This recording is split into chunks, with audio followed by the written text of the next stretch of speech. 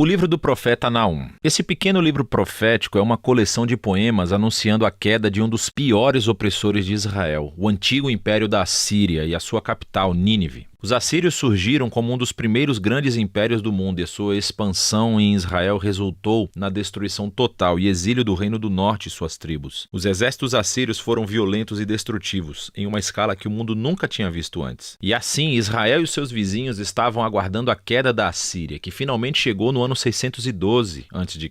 Os babilônios se levantaram e começaram uma rebelião que alcançou Nínive e derrubou o Império Assírio. E assim, o capítulo 2 descreve a queda de Nínive em poesia vívida, e o capítulo 3 explora a queda do império como um todo. Mas esse livro não é apenas um discurso irado contra os inimigos de Israel. O capítulo introdutório nos mostra que há muito mais acontecendo aqui. O livro abre com um poema incompleto do alfabeto que começou descrevendo uma aparência poderosa da glória de Deus. É muito semelhante a como o livro anterior, Miqueias, começou e como o próximo livro, Abacuque, vai concluir. E é Deus, o Criador Todo-Poderoso, vindo para confrontar as nações e trazer sua justiça ao mal deles. E o poema começa citando a famosa linha da autodescrição de Deus, após o incidente do bezerro de ouro no livro de Êxodo, capítulo 34. O Senhor é tardio em irar-se, e ele é grande em poder.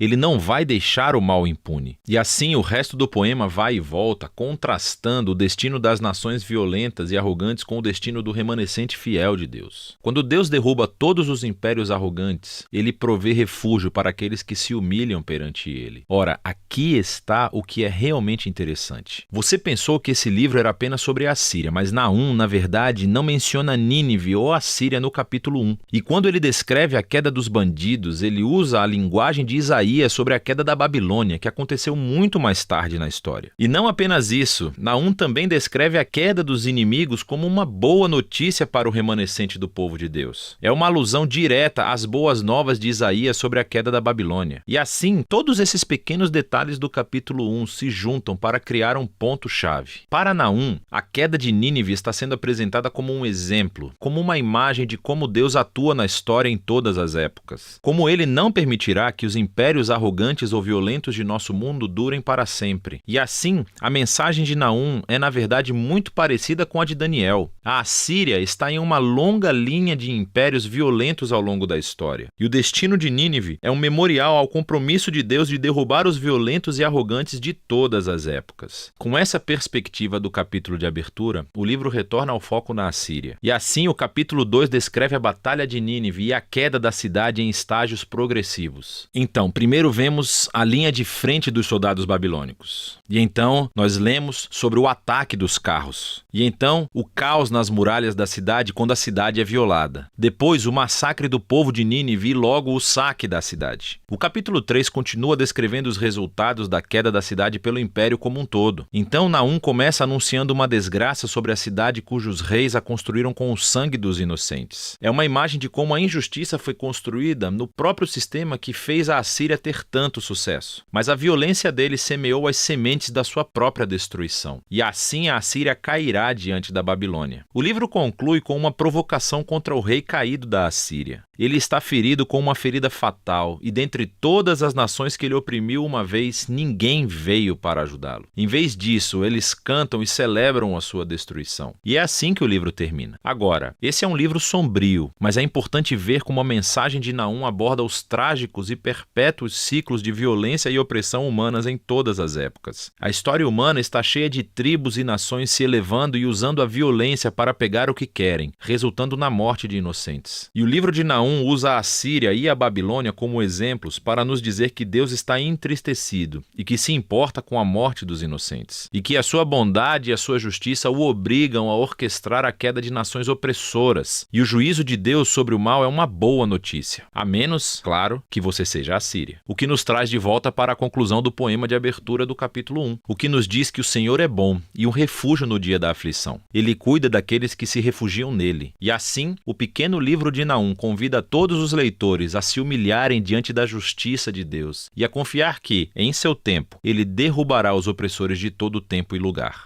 E é disso que trata o livro de Naum.